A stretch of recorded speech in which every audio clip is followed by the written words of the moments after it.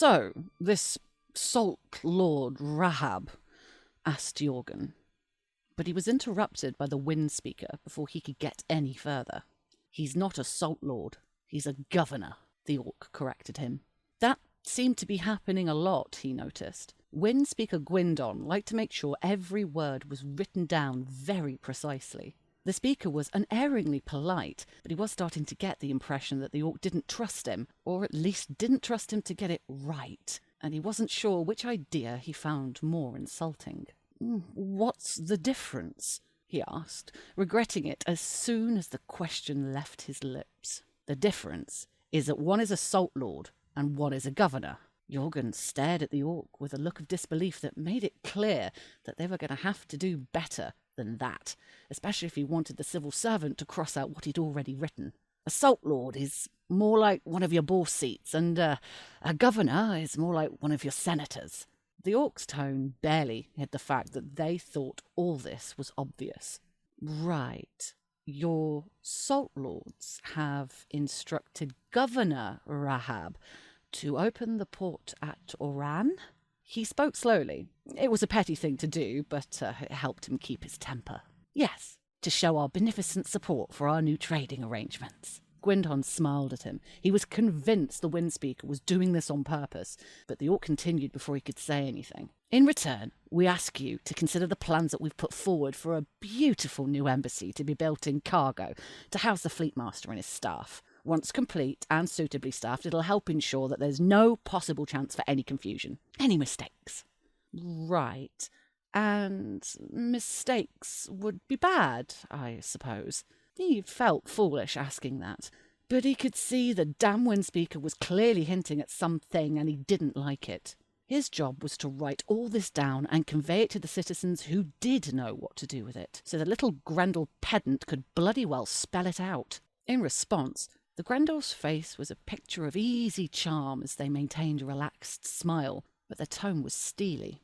Your empire and ours have only just signed a peace treaty, at great cost to both of us. Absolutely the last thing that any of us should want is for anything to happen to that treaty. It's in all our best interests to make sure there are no accidents. Right, said Jorgen as he scribbled down "no accidents," without once taking his eyes off the Grendel envoy. Overview.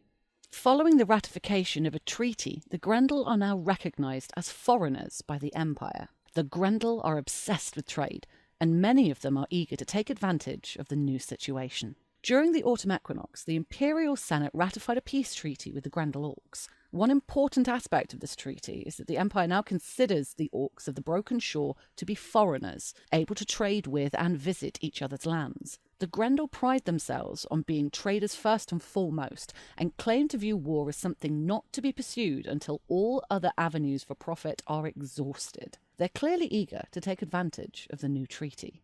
Since the Grendel are slavers, the Empire imposed the sanctions required under the Liberty Pact, and the Grendel swiftly responded in kind. But this move doesn't seem to have dented their interest in trade in the slightest. They appear to regard the inevitable taxes as just a regular part of the costs of doing business with the Empire. Merchants and messengers have all arrived at the borders of the Empire with various different proposals for trade. Now it remains to be seen if any part of the Empire wants to trade with the Grendel. A new destination. They've instructed Governor Rahab to open the port in Oran to Imperial fleets. Any Imperial fleet trading with Oran would have a 2-rank penalty on their production due to the Imperial and Grendel tariffs. The increase in trade between the Empire and the Broken Shore will lead to increased Imperial tax revenues.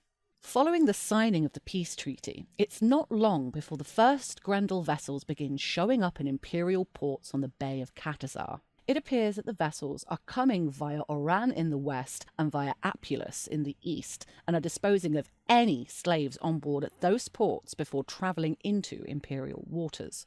The Grendel are open about these practices, which they consider inconvenient, but just part of the cost of doing business with the Empire. Despite people's reservations, trade is slowly burgeoning, and the civil service expect this to be reflected in small but significant increases in imperial taxation for the treasury over the coming seasons. To help facilitate the new trade, the Council of Salt Lords have instructed Governor Rahab to open the port at Oran to imperial fleets. Unfortunately, due to sanctions imposed by the Senate as part of the Empire's membership of the Liberty Pact, any imperial fleets trading at Oran will have to pay stern tariffs on the goods they transport, cutting their profits. However, the civil service have assessed the port and believe that the port could still provide a potentially useful new market for imperial goods.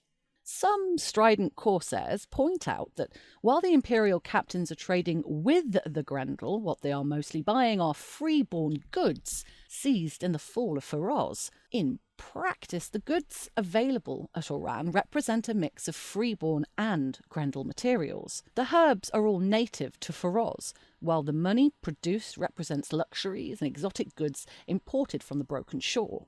But orcs are unable to create or use liao, so the surplus available reflects supplies that they've seized during their conquest, which are now being offered for sale at very reasonable prices. As a result, some corsairs are urging fellow captains to avoid the port, while others are going further and calling for an embargo. Metal for wood.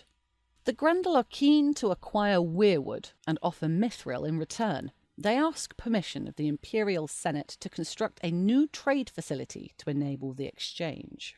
The recent signed treaty demands that the Grendel will not trade with the Druge, nor offer them any other material assistance in their military engagement against the Empire. The Grendel make no secret of the fact that prior to the treaty being signed, they had dealings with the Druge, and that the Salt Lords have now lost a lucrative trade route, exchanging their mithril for the weirwood of the Eastern Orcs.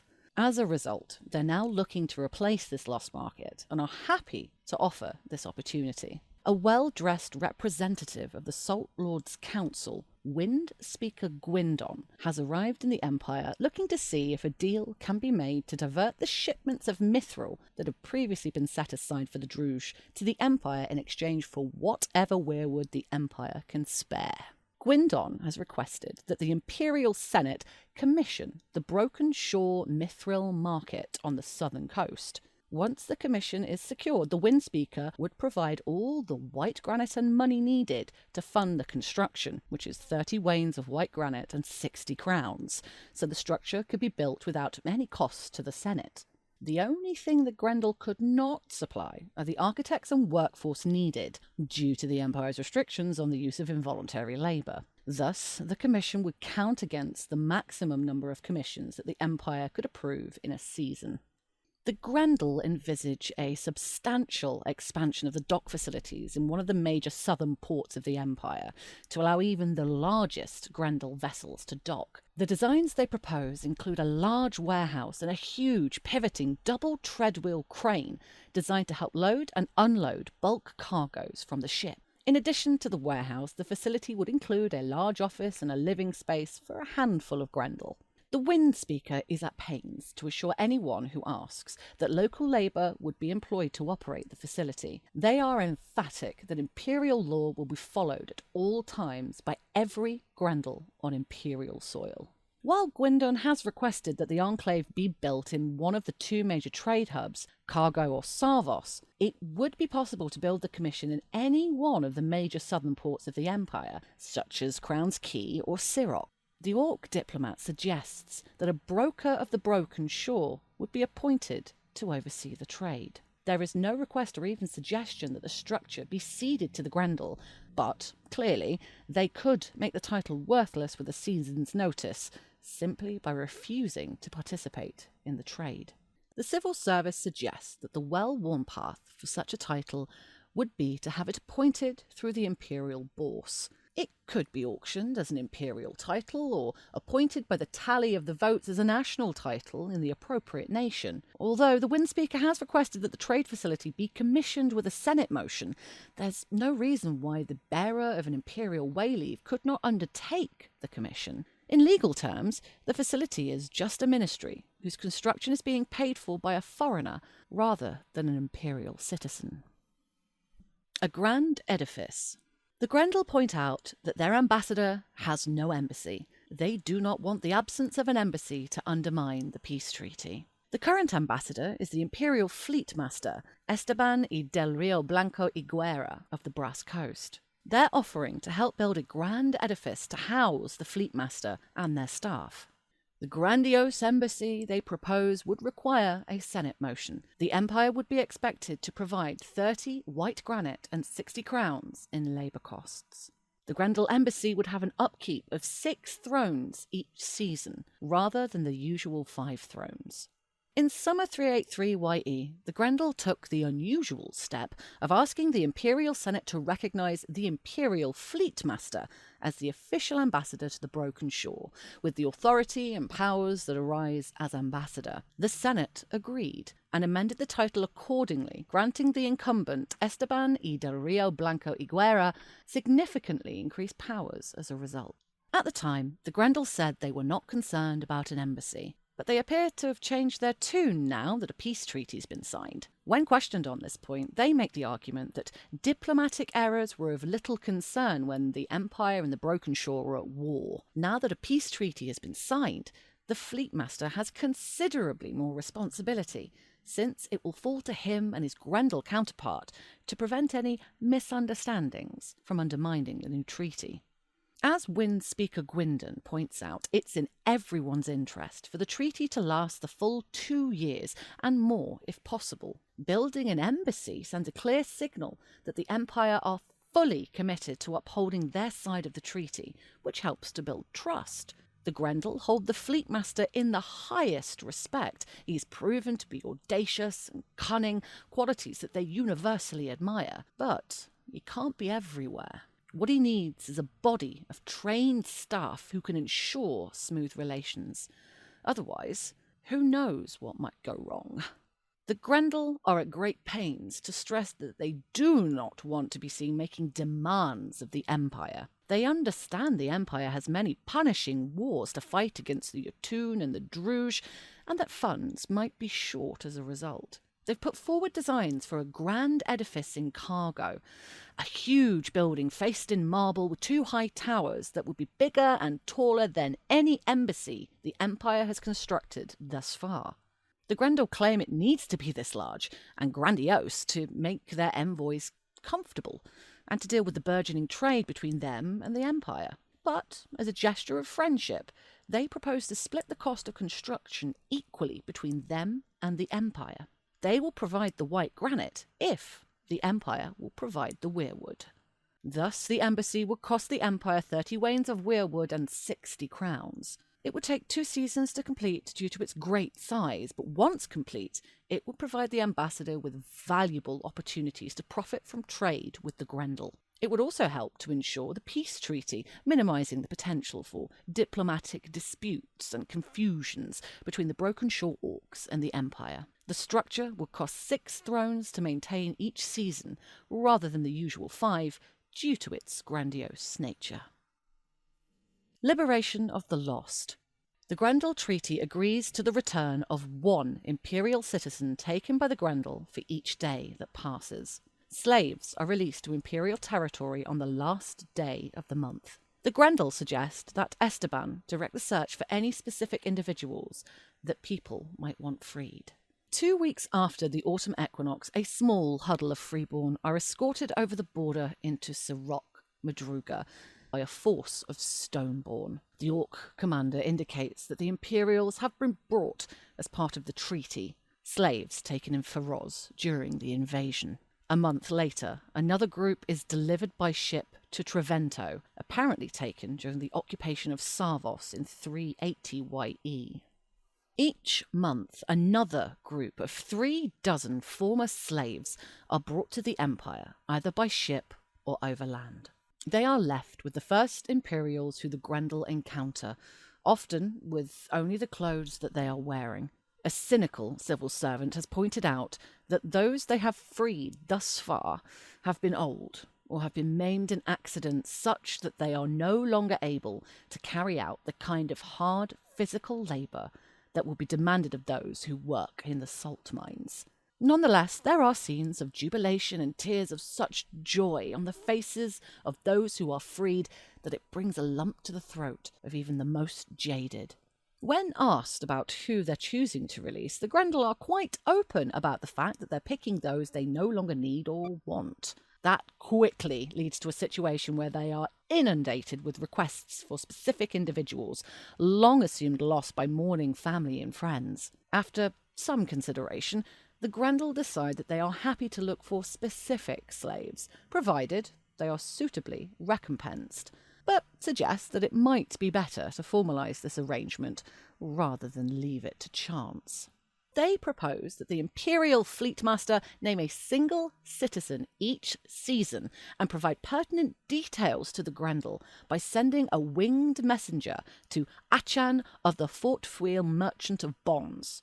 Achan represents a Grendel operation that makes its money arranging the trade of slaves between Salt Lords, rather than actually acquiring the merchandise themselves. They're offering to use their extensive network of contacts to look into the whereabouts of Imperials taken by the Grendel in earlier conflicts, with an eye towards ensuring that they are included in the slaves being returned to Trevento each month under the treaty provisions. Achan would operate as a go-between and arrange the purchase of more valuable slaves, whose owners are likely to be unwilling to part with them for free. Achan stresses that this could prove to be an expensive undertaking, with costs likely starting from 4 crowns depending on the value of the individual. He points out that dealing with this business is likely to be a considerable imposition on the Fleetmaster's time, and politely suggests that Esteban charge for his services. If Achan was able to locate the individuals in question, then they would be included in the slaves returned to the Empire once full payment was received. Set sail for Anvil. A representative of a Grendel cartel will be in Anvil at the upcoming summit. We have not confirmed their arrival time, but they will be arriving on Saturday. Maester Braddock, working on behalf of the Gan Miduv Merchant Adventurers, has announced that they will be visiting Anvil during the winter solstice, along with a small entourage. They are aware of the public bourse auction and are interested in observing if at all possible. They've also expressed an interest in making contact with private auction houses run by Imperial citizens. They will be bringing trade goods of their own. The Orc merchant is keen for Imperial citizens to understand that they are not a representative of the Salt Lords and are neither able to negotiate on their behalf nor interested in doing so. Rather, they are a speculator and a representative of a cabal of entrepreneurs keen to exploit exciting new markets. Golden Archers. Some citizens are deeply unhappy at the prospect of trade with the Grendel. The Imperial Senate could choose to embargo the Grendel. While the Grendel are keen to capitalise on the opportunities for trade with the Empire, many Imperial citizens are less sanguine about the prospect. There is a deep disquiet at the arrival of their ships in Imperial ports. People who've lost family members to the Grendel, either killed in battle or taken as slaves, are openly calling for them to be thrown out. The magistrates confirm that there's nothing they can do, that the Grendel are foreigners now and are entitled to visit Imperial ports to trade. The only way to put an end to the trade would be to embargo the Grendel. An embargo forbids vessels of that nation docking at Imperial ports and completely prevents captains and merchants of that nation unloading and selling their goods at those Imperial ports. In a stroke, it would put a stop to the growing trade between the Grendel and the Empire, so none of the opportunities outlined here would function, other than the port at Oran. That would remain open, unless the Grendel opted to impose an embargo of their own. The increase in taxation from tariffs on the Grendel trade that's forecast by the Imperial Treasury would vanish. It would also have serious implications for relations with Governor Rahab in Feroz and Salt Lord Kaliact in Spiral. An embargo would be legal under the terms of the peace treaty. The Grendel could not legitimately claim that it violated the agreement. It would deal a bitter blow to the Grendel who signed an agreement not to trade with the Druge, presumably on the assumption that their goods could be redirected to Imperial markets. It would clearly be a very hostile gesture, however. The treaty is due to be renegotiated during the spring equinox 385 YE. Any embargo would prejudice those negotiations very heavily. If you'd like to learn more about the situation in Spiral under Salt Lord Kaliact, please read or listen to From the Sieve of Your Hands. And further details on the situation in Feroz under Governor Rahab, please read or listen to Curb Those Raging Appetites. The treaty and any associated tables and costings can be found on the Empire Wiki.